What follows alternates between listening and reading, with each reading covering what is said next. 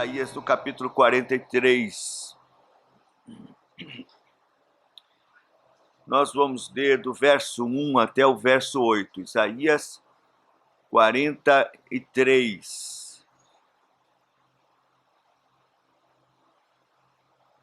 Com toda a atenção, interesse, amor, fé, esperando de Deus uma palavra,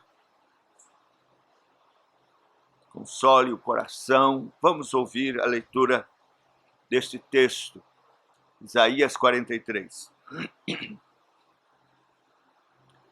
Mas agora, assim diz o Senhor que te criou, ó Jacó, e que te formou, ó Israel.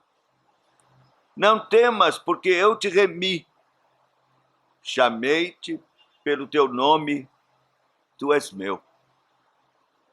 Quando passares pelas águas, eu serei contigo. Quando pelos rios, eles não te submergirão. Quando passares pelo fogo, não te queimarás, nem a chama arderá em ti. Porque eu sou o Senhor teu Deus, o Santo de Israel, o teu Salvador. Dei o Egito por teu resgate, e a Etiópia e Sebá por ti. Visto que foste precioso aos meus olhos, digno de honra, eu te amei. Darei homens por ti e os povos pela tua vida. Não temas, pois, porque sou contigo. Trarei a tua descendência desde o Oriente e a juntarei desde o Ocidente. Direi ao norte, entrega, e ao sul, não retenhas. Trazei meus filhos de longe, e minhas filhas das extremidades da terra. A todos os que são chamados pelo meu nome, e os que criei para minha glória, e que formei e fiz, traze o povo que, ainda que tem olhos, é cego, e surdo, ainda que tem ouvidos. É aqui que Deus aplique sua palavra ao nosso coração, seja gracioso e queira nos abençoar. Vamos curvar nossa fronte e vamos orar. Ó Senhor nosso Deus,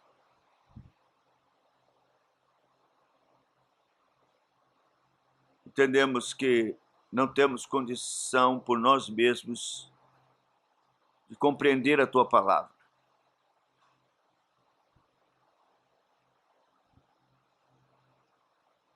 E nem de fazê-la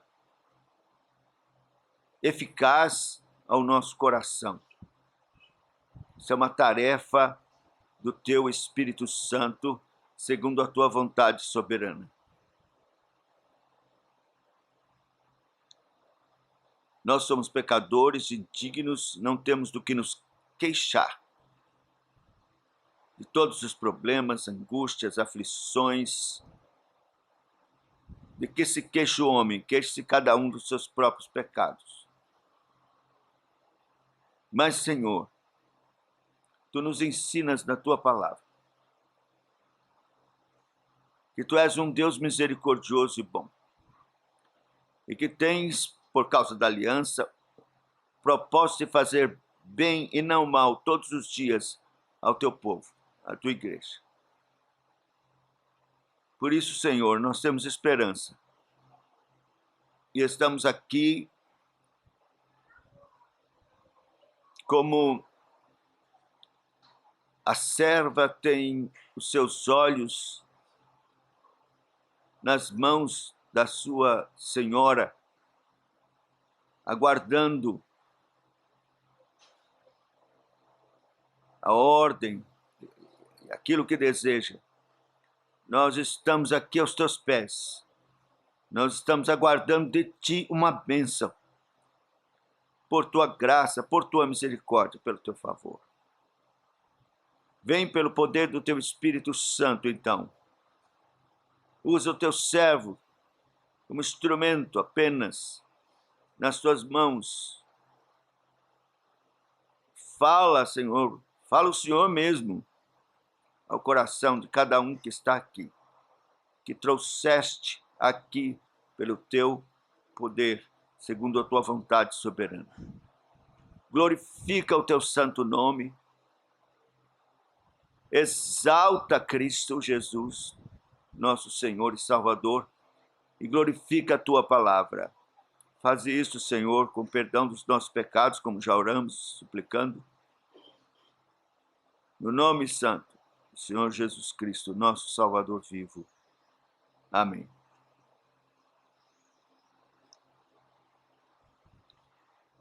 Meus irmãos, este texto agora está intimamente ligado com o texto anterior, embora pareça oposto, diametralmente oposto. Quem esteve aqui a última vez e ouviu a exposição do texto anterior, pôde perceber a indignação, a fúria do Senhor, a ameaça de juízo sobre os incrédulos, impenitentes, que desprezavam o anúncio, especialmente o anúncio do libertador, do Messias, que tão graciosamente estava sendo anunciado para conforto, consolo e esperança de um povo que havia se distanciado dos caminhos de Deus. Palavras duras, ameaças de fogo, de escravidão, de juízo, de dor, de espada, de morte.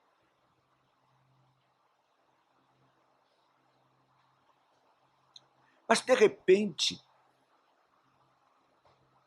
ele muda. Ele muda para um mas agora.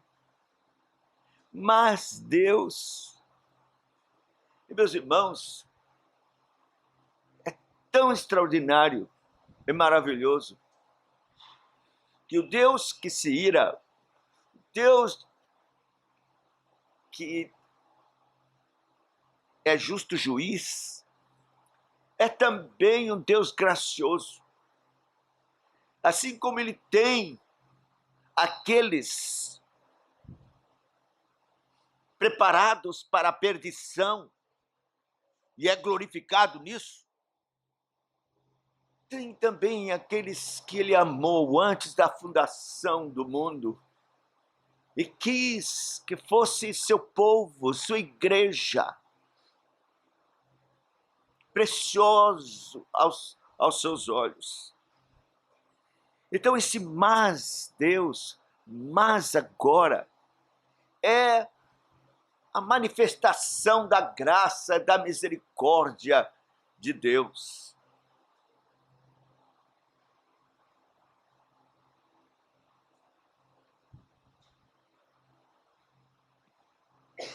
Ele é perdoador, cheio de compaixão.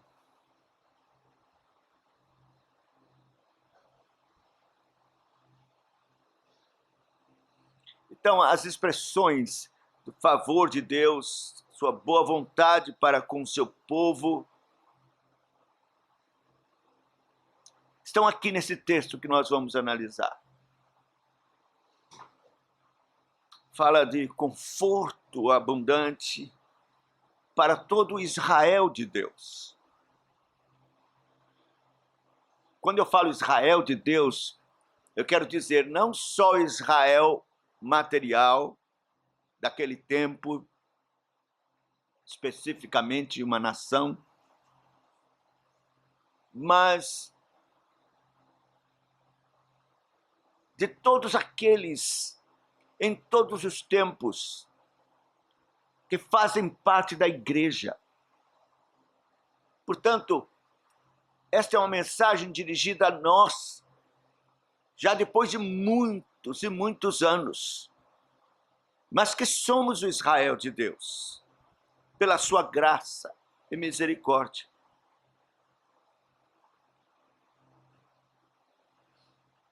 Quando ele fala ao Israel que estava ali, temeroso e ameaçado, e que de fato iria ser levado para o cativeiro, ele anuncia um retorno, uma restauração, que aconteceu 70 anos depois. De fato, Israel voltou, foi restaurado, os muros de Jerusalém reedificados, o templo.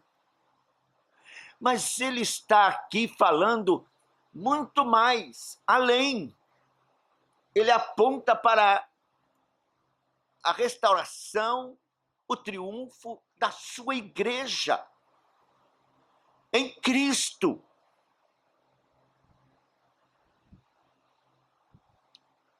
Então, o texto que vamos analisar é um texto de grande consolação, de ânimo para a igreja.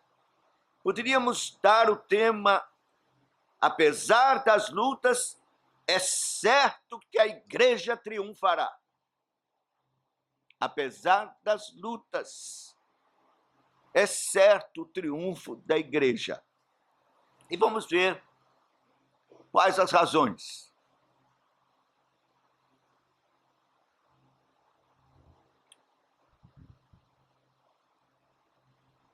Pelas bases do grande cuidado de Deus, pelo caráter irresistível da chamada eficaz e pelo zelo que Deus tem para com a sua glória e honra do seu nome. Vamos então ver. Apesar das lutas, é certo o triunfo da igreja. Primeiro, pelas bases que garantem o cuidado de Deus. Os versos de 1 a 4 diz assim: mas agora assim diz o Senhor, que te criou, ó Jacó, que te formou, Israel, não temas, porque eu te remi, chamei-te pelo teu nome, tu és meu. Quando passares pelas águas, eu serei contigo. Quando pelos rios, eles não te submergirão. Quando passares pelo fogo, não te queimarás, nem a chama arderá em ti. Porque eu sou o Senhor teu Deus, o Santo Israel, teu Salvador. Dei o Egito por teu resgate, Etiópia e Sebá por ti, visto que foste precioso aos meus olhos, digno de honra. Eu te amei. Darei homens por ti, os povos pela tua vida. A primeira expressão que chama atenção aqui diz assim: mas agora assim diz o Senhor, que te criou, ó Jacó, e que te formou, ó Israel. Criou e formou. Se estamos falando do Israel de Deus, se estamos falando não do Israel da carne, nação de Israel, se estamos falando da igreja, se estamos falando dos eleitos, o que nossa teologia chama de igreja invisível, que é a igreja verdadeira dos salvos, dos santos.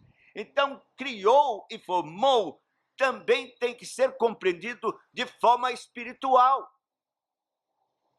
Isto é, criar e formar é uma obra do Espírito Santo operada no coração de pecadores, regenerando-os, transformando-os, fazendo-os filhos e filhas de Deus, novas criaturas, e, portanto, criados em Cristo Jesus. Essa é a expressão que está lá na carta aos Efésios, no capítulo de número 2,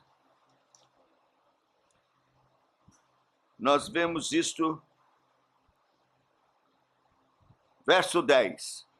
Pois somos feitura dele, criados em Cristo Jesus para as boas obras, as quais de antemão Deus preparou para que andássemos nelas. Criados em Cristo Jesus.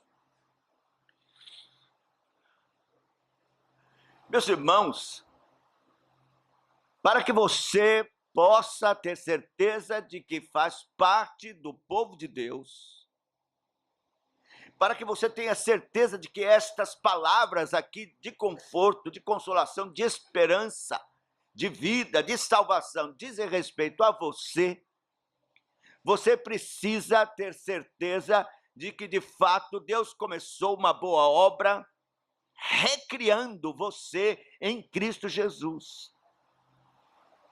Você precisa ter certeza de que nasceu de novo e que, portanto, pela graça de Deus, mediante o poder regenerador do Espírito Santo, pela palavra da verdade, você nasceu de novo e pertence ao Israel de Deus, à igreja. E nós sabemos que isso só acontece quando você recebe a Cristo como seu único Senhor e Salvador. É coisa simples, é o Evangelho. Não basta acreditar, não basta crer apenas que Jesus é o Filho de Deus, o Salvador do mundo, e que de fato ele realizou a sua obra na cruz para a nossa redenção e salvação. É preciso receber a Cristo no seu coração como seu Deus e Senhor. Veja, João, no capítulo 1, deixa bem claro que não são todos filhos de Deus espiritualmente falando. É claro que todos são filhos de Deus, no sentido de que viemos dele, como criaturas dele. Mas não é este o sentido aqui da Bíblia. O sentido da palavra de Deus é que é preciso Deus nos recriar para sermos filhos de fato de Deus. Veja João capítulo 1, versículo 11 e 12. Diz assim: veio para o que era seu e os seus não o receberam. Mas a todos quantos o receberam, deu-lhes o poder de serem feitos filhos de Deus, a saber, os que creem no seu nome. Preste atenção, não eram filhos, mas porque receberam a Cristo, deu-lhes o poder de serem feitos filhos de Deus. Então, há muita gente que não é filho de Deus, porque não recebeu a Cristo e Deus não deu o poder de se tornarem, de serem feitos, de serem recriados, formados por Deus para serem filhos de Deus. Mais para frente, no capítulo 3, nós vemos as bases, o mecanismo de como Deus opera esse milagre.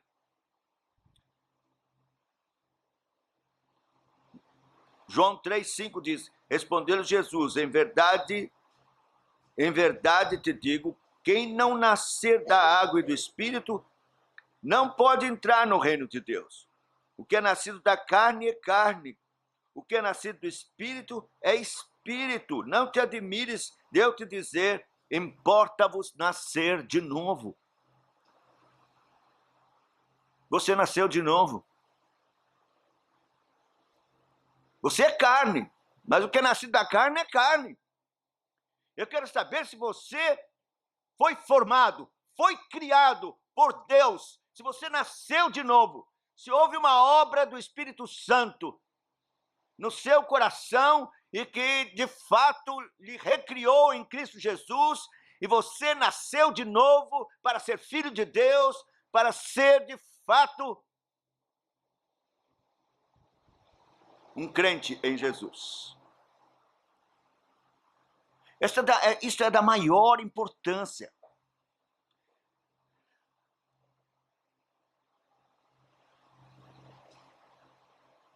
Veja, mas agora assim diz o Senhor que te criou, ó Jacó, que te formou, ó Israel.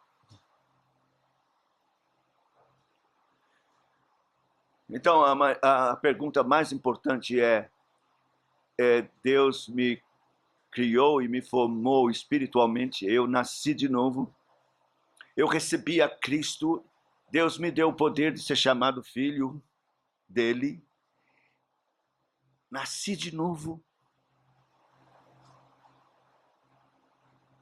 Evidentemente, você deve fazer a pergunta de como eu posso saber que de fato nasci de novo?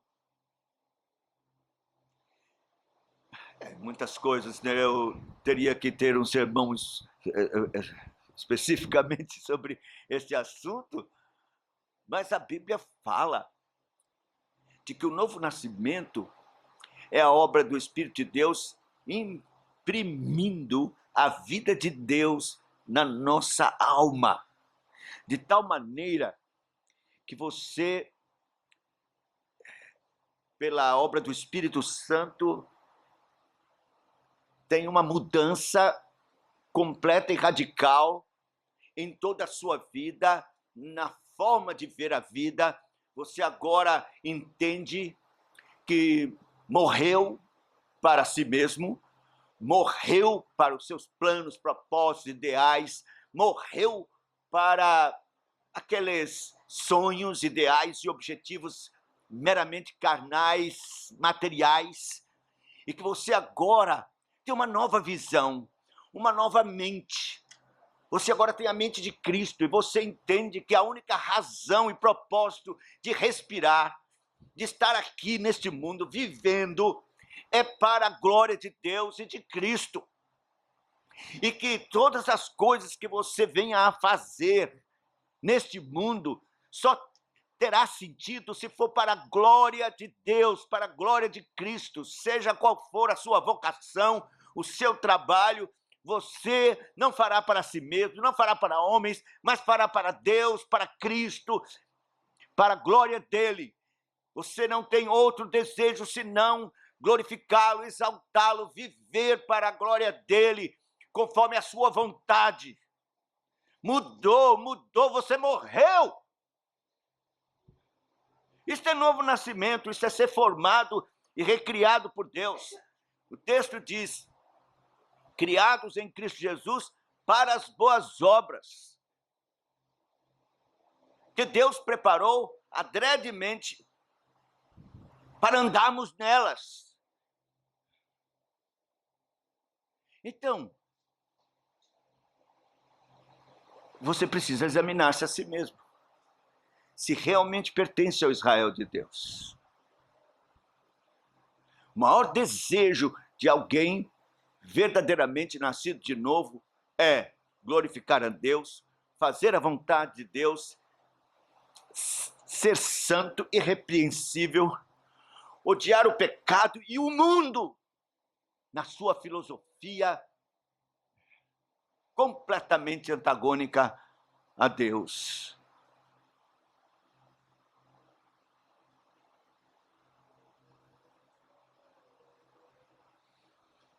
E veja, ele diz que te formou, ó Israel, não temas porque eu te remi. Chamei-te pelo teu nome, tu és meu.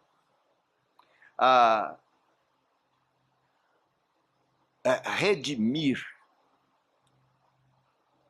essa palavra, ela está ligada à libertação. A redenção, libertação de um escravo. Alguém pagou preço ou comprou a sua liberdade. E você então sai debaixo do jugo de um senhor. E passa a estar debaixo do jugo de outro senhor. e que é exatamente a proposta de Deus. Ele pagou o preço do seu resgate. Você sabe, não foi ouro, não foi prata, mas foi o sangue precioso do Senhor Jesus Cristo. De modo que você foi liberto do domínio da escravidão do pecado e de Satanás, que era o feitor cruel sobre a sua vida.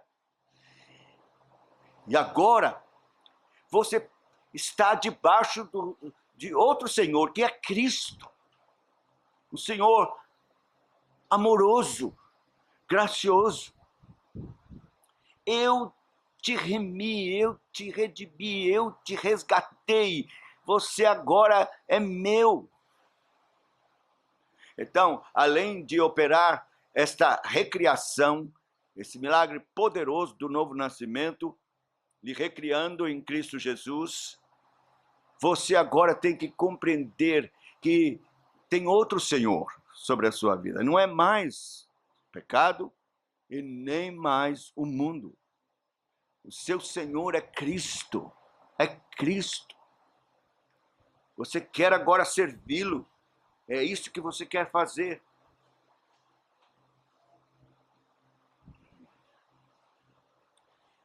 Isaías 63, mais para frente um pouco do texto que nós estamos lendo, no verso 9,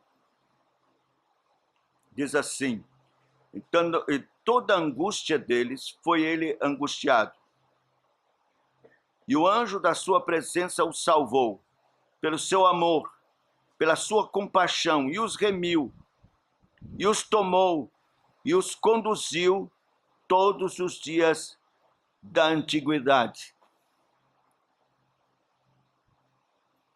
O anjo da sua presença o salvou. É Cristo mesmo. Que era assim chamado no Antigo Testamento, o anjo da aliança, o anjo da presença de Deus.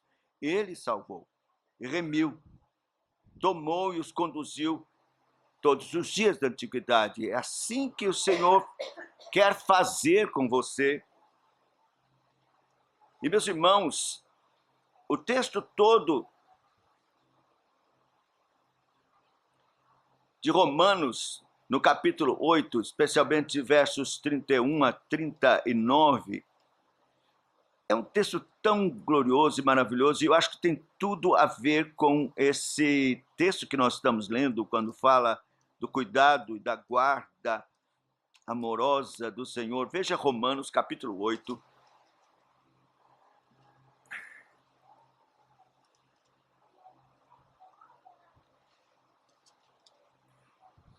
a partir do verso 31. É uma promessa extraordinária, maravilhosa. Nós precisávamos confiar nisso. Veja o que diz: que diremos, pois, à vista destas coisas? Se Deus é por nós, quem será contra nós? Preste atenção nisso. Preste atenção, Israel de Deus. Preste atenção. Aquele que não poupou o seu próprio filho, antes por todos nós o entregou, porventura não nos dará graciosamente com ele todas as coisas? Quem tentará acusação contra os eleitos de Deus? É Deus quem os justifica. Quem os condenará? É Cristo Jesus quem morreu, ou antes quem ressuscitou, o qual está à direita de Deus e também intercede por nós?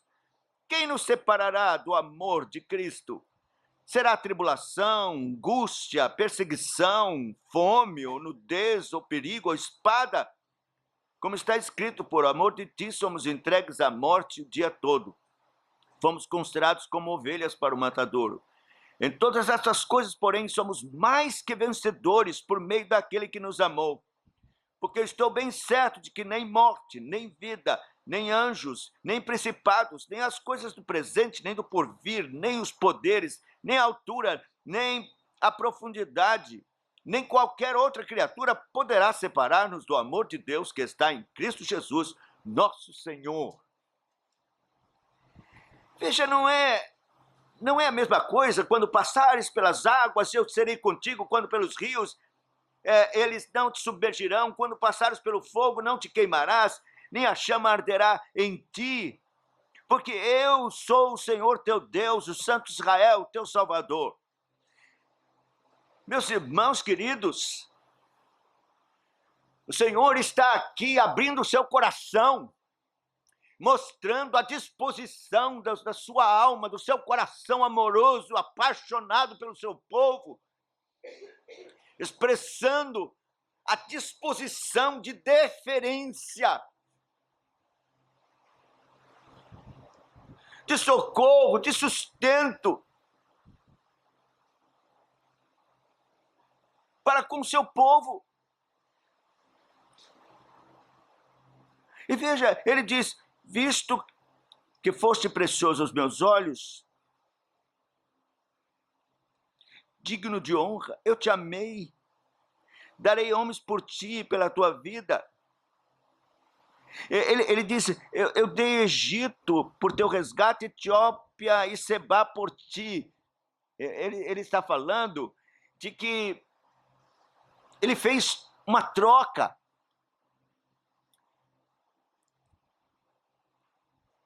Homens, nações, tomaram o lugar de Israel para receber juízo.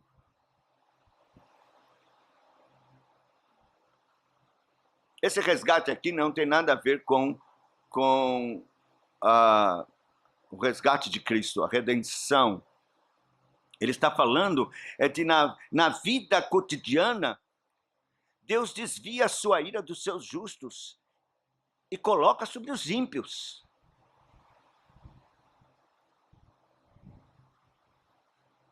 Simplesmente isso.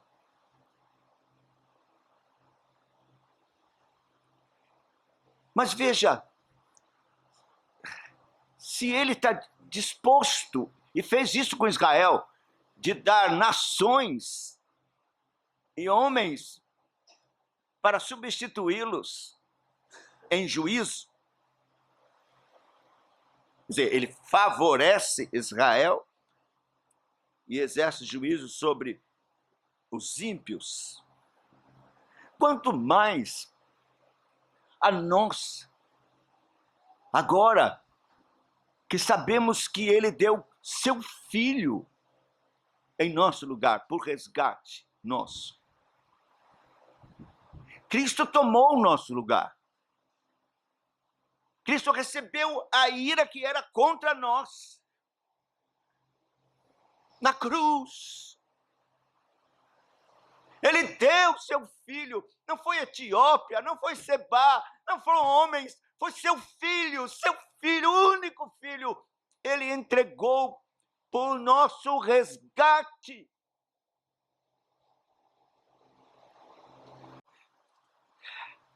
Quando pensamos na grandiosidade disto, o que é uma nação que são homens ímpios, para que ele troque por nós. São objetos mesmo da sua ira, do seu aborrecimento, dignos de juízo.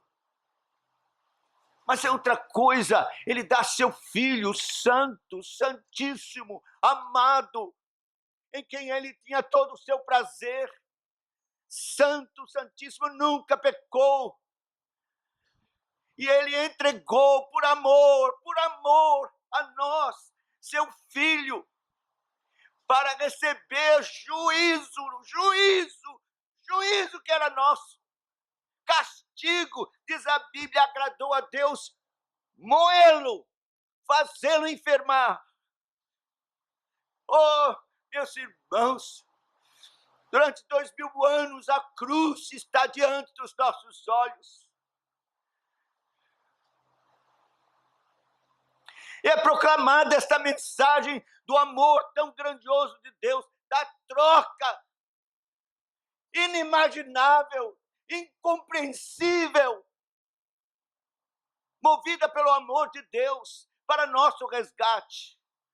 Cristo na cruz, Cristo em nosso lugar, Cristo seu Filho bendito, o Senhor da glória, que nos amou até o fim. Por isso, de fato, aquele texto que nós lemos de Romanos, eu penso ser esse um dos textos mais incríveis. Meu Deus, se eu pudesse compreender esse texto e tê-lo no meu coração, e você no seu coração, eu digo a você, se pelo Espírito Santo esse texto for gravado no seu coração e aplicado no seu coração pelo poder de Deus, eu posso lhe dizer, isto vai determinar uma paz, uma tranquilidade, uma segurança como jamais você experimentou, sentiu. Diz assim a palavra do Senhor. Preste atenção. Romanos 8, 32. Aquele que não poupou seu próprio filho, antes por nós todos o entregou, porventura não nos dará graciosamente com ele todas as coisas? Meu Deus, que verso das Escrituras! Pense, não foi Etiópia, não foi Seba, não foram homens.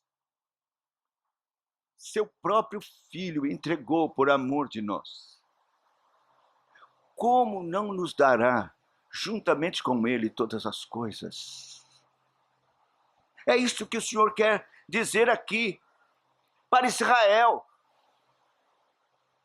Não fiquem aflitos, nem com medo, não temam. Eu te remi, eu te amei, eu te criei, eu te formei, eu te redimi, eu te tirei do Egito, eu desviei minha ira de vocês para outros povos. Foste precioso, precioso aos meus olhos, digno de honra, eu te amei. Dei Cristo, meu Filho, em seu resgate. Como não darei, juntamente com ele, todas as coisas? Meus irmãos, aqui está uma promessa, algo ligado à aliança de Deus. Porque se nós pararmos para pensar no verso 3, porque eu sou o Senhor, novamente, você pode olhar na sua Bíblia, está em letras maiúsculas a palavra Senhor. Este é um artifício dos copistas que substituíam a palavra Javé ou Jeová por Adonai, porque temiam escrever Jeová. Para escrever Jeová, o copista tinha que trocar a pena e era algo assim, objetivo de grande temor, escrever Jeová. Então eles colocaram Adonai, mas você precisa saber que é Jeová.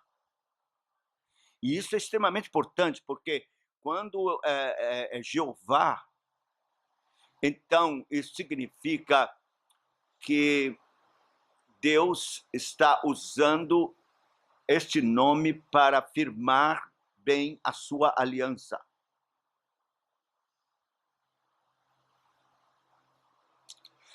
Então, isso está envolvendo Cristo.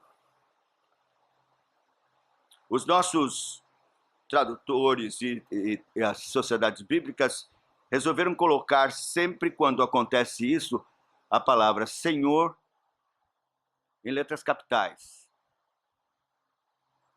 Então, quando você lê letras capitais, você está sabendo que é, na verdade, Jeová, o Deus da aliança, e que está envolvendo Cristo.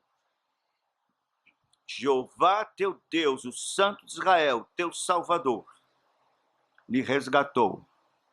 por causa da aliança, eterna aliança. A aliança que foi feita com Cristo na eternidade. Está envolvendo a predestinação santa, bendita, a bondade de Deus. O ato dele ter misericórdia para com pecadores, conforme quer, terei misericórdia de quem me aprouver ter misericórdia, e terei compaixão de quem me aprouver ter compaixão. Isto é aliança. Envolvendo Cristo.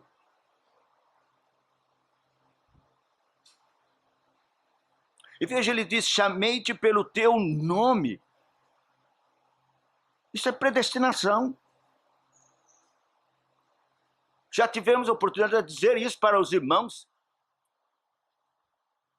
Deus conhece você desde a eternidade, seu nome, e colocou no livro da vida seu nome. E não fique preocupado porque tem milhares de José, não, e ele vai confundir. Não vai, não. Ele tem o seu nome, ele conhece desde a eternidade e colocou no livro da vida. Chamei-te pelo teu nome, tu és meu. Então é uma distinção de graça.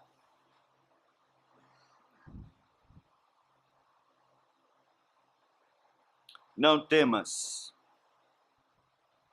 ainda que passes por todas as aflições. Veja que a Bíblia não ensina que nós somos isentos de aflições. Não. Ainda que você passe pelas águas, ainda que você passe pelo fogo, eu estarei contigo. O que Deus promete é estar conosco na aflição. E nos socorrer, e nos ajudar, nos consolar. Nós já aprendemos que as aflições têm seus propósitos santos e maravilhosos da parte de Deus para o seu filho. A aflição para o ímpio ou serve para ele vir a se converter, isto é, muitos são chamados pela dor. Então vem a aflição e eles acabam correndo para Deus. E Deus usa isso mesmo, muitas vezes. Mas, em geral, é juízo, é castigo de Deus. Eles estão recebendo a recompensa dos seus pecados. Tudo que o homem semear, isto ele ceifará. Mas, para os justos, não. A aflição tem um propósito santo, maravilhoso, de aperfeiçoamento espiritual, fortalecimento da esperança. O crente na aflição chega mais perto de Cristo, mais perto de Deus, ora mais. E é uma demonstração de amor. Porque se for disciplina, é de amor. Porque não somos bastardos, mas filhos. Então, toda aflição que viemos a passar está no controle absoluto de Deus. É necessária. Se nós fôssemos amadurecidos o suficientemente espiritualmente falando, você daria graças, louvaria ao Senhor, adoraria o seu nome, bendiria e se alegraria na aflição. Parece uma coisa louca, não é? Mas é isso mesmo. Eu me impressiono sempre com Jó. Porque, é claro, além de Cristo, ninguém sofreu tanto como Jó. Jeremias também. Cristo mais que eles dois, que todos. Mas Jó daquele sofrimento absurdo, terrível, perder 10 filhos num dia só, e todos os seus bens, e ainda ficar terrivelmente doente. Era uma coisa asquerosa, horrorosa. Ele fala até de mau cheiro, mau hálito, que a mulher não tinha nem condições de chegar perto, de um caco de telha para se coçar, coisas horríveis. Quando a mulher então diz, amaldiçoa o teu Deus e morre, eu acho a palavra de Jó é uma coisa tão maravilhosa. Temos recebido o bem da parte de Deus, não receberemos também o mal? E nem nisso pecou, antes adorou a Deus. Só a graça do Senhor. Isso é obra do Espírito Santo na vida de Jó. Isso será a obra do Espírito Santo na vida de qualquer filho de Deus que, enfrentando a aflição, vai realmente dizer isso. E você disse, mas Jó fez isto sem esperança alguma? Não. Ele diz que se tivesse uma pena de ferro que pudesse gravar na pedra, ele gravaria: eu sei que o meu Redentor vive e que por fim se levantará sobre a terra. Eu, com os meus olhos, não outros, o verei. Então, no meio da aflição, da angústia, glorificar a Deus, ter esperança no Senhor, sabendo que as suas promessas não falham e que a maior consolação que alguém pode ter está prometida para ele. Redentor, vivo, que por fim se levantará sobre a terra.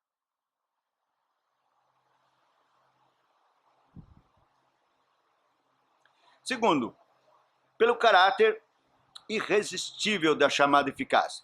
A igreja vai triunfar no meio de toda aflição pelo caráter irresistível da chamada eficaz. Acho precioso isto. Veja os versos de 5 a 8. Não temas, pois, porque sou contigo. Trarei a tua descendência desde o Oriente e a juntarei desde o Ocidente. Direi ao Norte, entrega, e ao Sul, não retenhas. Trazei meus filhos de longe e as minhas filhas das extremidades da terra. E todos os que são chamados pelo meu nome, e os que criei pela minha glória, e que formei e fiz. Eu vou ler até o 7, depois eu quero guardar o versículo 8 para o próximo ponto.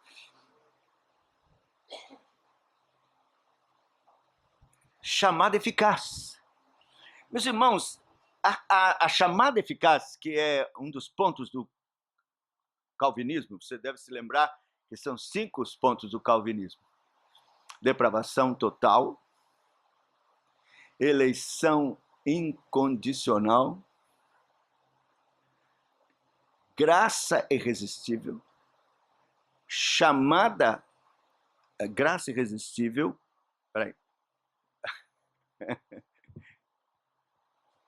depravação total, eleição incondicional, expiação limitada, graça irresistível e perseverança dos santos. Que bom, já me ajudaram, os crentes estão afiados. Deus seja louvado por isso. Então veja, nós temos aqui essa graça irresistível. Essa é uma vocação eficaz, que é também chamado. É uma operação irresistível do Espírito Santo de Deus, chamando aqueles que são do Senhor, ovelhas do Senhor.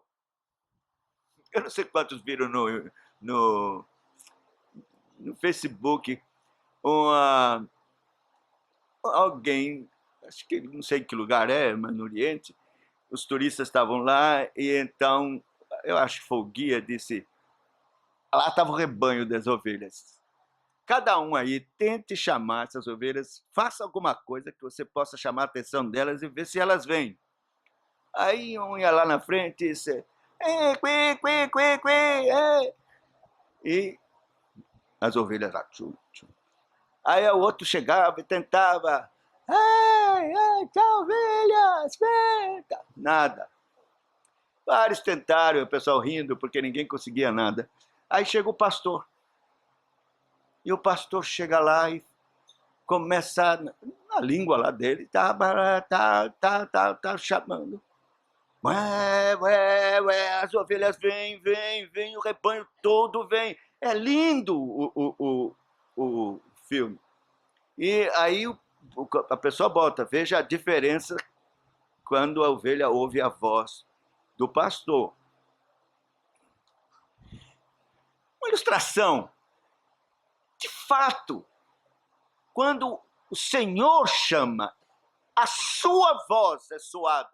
Ele diz, as minhas ovelhas ouvem a minha voz. Não ouvirá a voz do estranho, mas a minha voz. Então, Deus vai chamar com sua voz doce, amorável, suas ovelhas, pela pregação do Evangelho, em toda parte. Às vezes nós temos a tendência de nos desanimarmos por ver tão poucos que se rendem a Cristo. E a tendência é pensarmos, meu Deus, Cristo morreu na cruz. Foi uma obra tão terrível, tão angustiosa, e são tão poucos que vêm. Será que isto não é uma derrota? Bem, para quem não entende, não compreende a obra da soberania de Deus e nem os 5 pontos, talvez seja mesmo. Mas o que a palavra de Deus nos ensina é que nenhuma gota do sangue de Cristo foi derramado em vão. Ele verá o resultado do trabalho penoso da sua alma e ficará satisfeito, feliz, satisfeito, quer dizer, por todos aqueles por quem eu morri, nenhum faltará, nenhum. Todos virão, todos ouvirão a minha voz, todos virão e serão lavados do meu sangue, todos.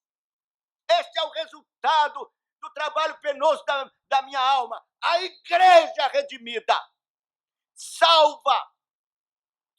É isso que esse texto está dizendo. Virão, todos virão. A igreja vai triunfar. Não importa toda a oposição do diabo, do inferno. Não importa todos que se levantam contra Deus e contra o Evangelho. Não importa os problemas, as dificuldades. Não importa o avanço da iniquidade. Nem a apostasia. Nada vai impedir, nada vai atrapalhar, nada.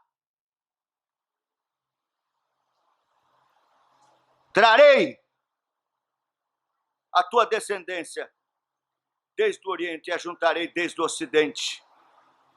A igreja toda, em todos os quadrantes da terra. Direi ao norte, entrega, ao sul, não retenhas. Não importa as partes mais longínquas e remotas. Índios na Cochinchina, embrenhados da selva, perdidos, desconhecidos e nem catalogados diante do conhecimento humano, mas catalogados do conhecimento de Deus. Se há eleitos lá, Deus irá chamá-los, Jesus irá chamá-los, eles virão. Não faltará um sequer das miríades de Deus. E sabe, eu queria fazer uma aplicação. Eu sei que o que angustia muitos de nós é o fato de termos queridos que estão fora do Evangelho, longe de Cristo. Pais, irmãos, parentes, pessoas queridas que nós amamos tanto. Filhos desviados, longe. Eu mesmo tenho uma irmã querida, caçula, que está longe, fora dos caminhos do Senhor, por quem oro todos os dias.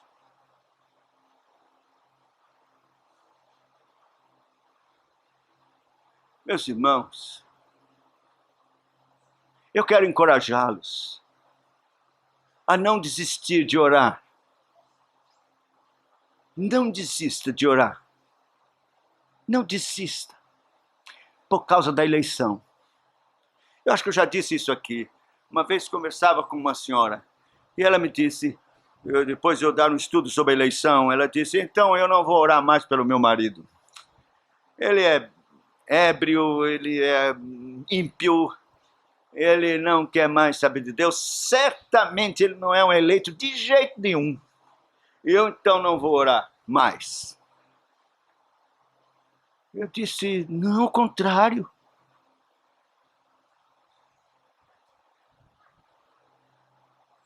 Vamos imaginar que não tem eleição, eu disse para ela.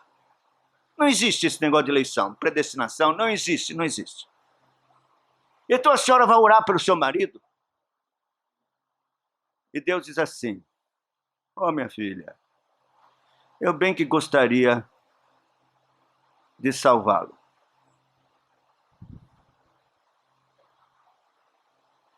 Mas o infeliz não quer. Não quer. Eu não posso fazer nada, ele não quer. Aí sim. Aí desanima. Que adianta orar para Deus se tudo depende do infeliz? Não. Mas existe a eleição. Deus tem suas ovelhas. Deus tem aqueles por quem ele morreu, que não querem porque estão nos seus pecados. Eles são depravados, totalmente depravados. Eles estão mortos, mas são ovelhas. Cristo morreu por eles. E existe a graça irresistível, o chamado eficaz.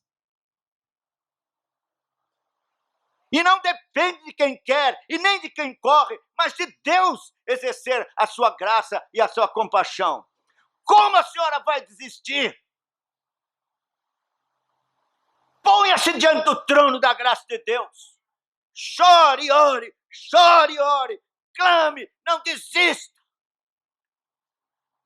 Porque um dos meios de Deus chamar seus eleitos é através da intercessão dos crentes.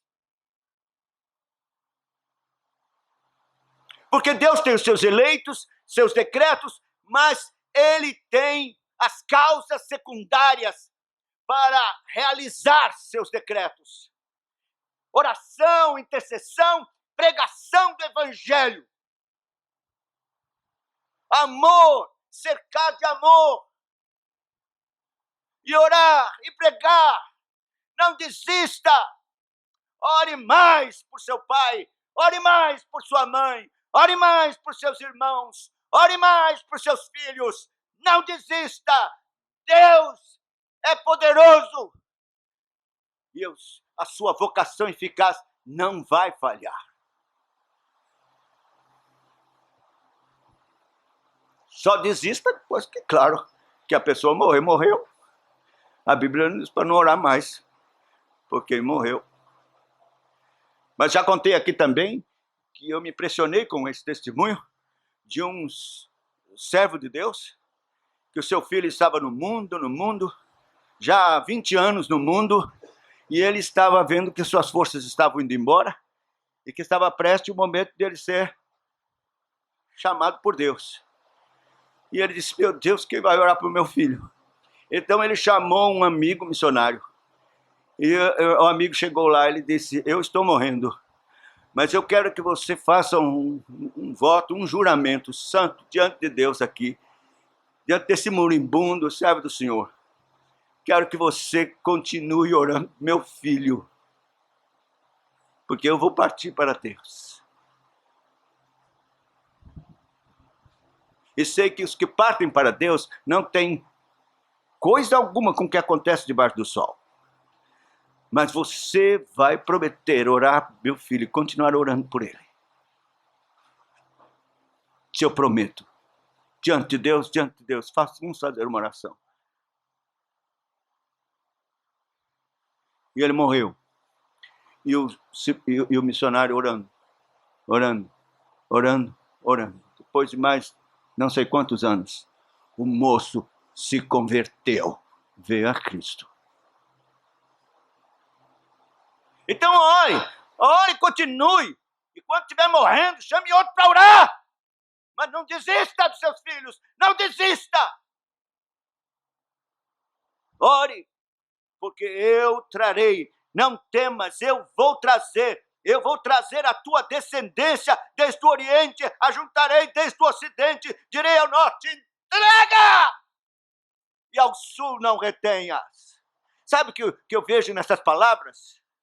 Eu vejo nessas palavras uma fúria de Deus contra as hostes infernais que agrilhoam aqueles que são do Senhor e que estão presos ainda pelo pecado, pelo diabo e pelo mundo. E Deus, então, com a autoridade de Deus, a autoridade dele, diz, entrega Norte e não retenha Sul. Trazei meus filhos de longe e minhas filhas das extremidades da terra.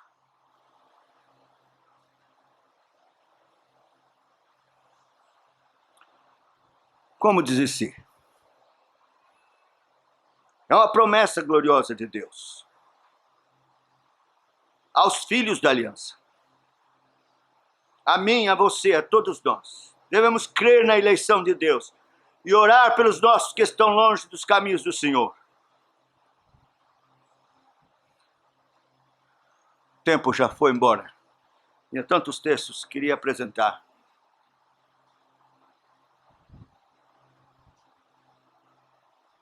Quero concluir apenas dizendo o terceiro ponto, pelo zelo que Deus tem para a sua glória e pelo seu nome. O verso 8 diz, traz o povo que tem olhos é cego e surdo ainda que tem ouvidos. Lembra, ele diz primeiro, o verso anterior, todos os que são chamados pelo meu nome e que criei para minha glória. Quer dizer, isso está em jogo o nome dele e a glória dele. Então Deus fez um pacto, uma aliança, para a glória do Pai, para a glória do Filho, e colocou o seu nome sobre esses eleitos. E se eles não vierem, se perderem, o que será do nome do Senhor sobre eles? O que será da glória do Senhor? O que será da glória da sua graça de salvar surdos e cegos? Porque veja, meus irmãos, Deus está chamando aqui surdos e cegos, ele não está chamando santos. Vocês que querem, venham por causa do meu nome. Não. Eu estou chamando pela honra do meu nome e da minha glória surdos e cegos. O seu querido é surdo, é cego, é idólatra, é carnal, é perverso, é mau, é adúltero. É ele mesmo. É dele mesmo que Deus está falando. porque eu quero manifestar a minha graça por causa da honra do meu nome e por causa do zelo que eu tenho para a minha glória.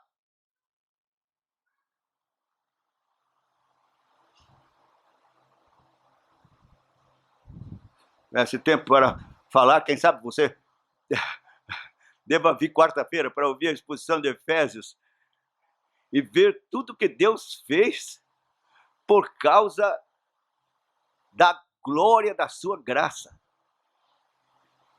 para mostrar aos tempos vindouros a glória da sua graça.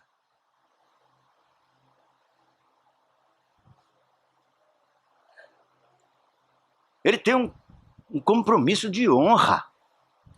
Por isso, seu plano, seu propósito, sua aliança não vai falhar. Mas a igreja triunfará. Todos virão. E Deus será glorificado na conversão de cegos e de surdos, por sua graça. Isso foi uma promessa que Deus fez a Cristo. Sabe, um dos versos mais preciosos do Salmo 2 é: pede-me, é Deus falando ao Filho, pede-me e te darei as nações por herança, as ilhas. Isso quer dizer almas, vidas e pecadores. Deus não tem nada a ver com terra, com ilha. Deus não está preocupado com chão, com terreno. Está falando de homens. Pede-me e te darei. Vai falhar com sua promessa a Cristo. Está em jogo a sua glória. Como eu gostaria que o Espírito Santo lhe consolasse esta manhã, que apesar das lutas, é certo o triunfo da igreja, os que ele amou e comprou e resgatou. Pelo seu cuidado amoroso, por causa da sua chamada irresistível e por causa da sua glória e honra do seu nome. E Deus console, conforte seu coração e encha de esperança.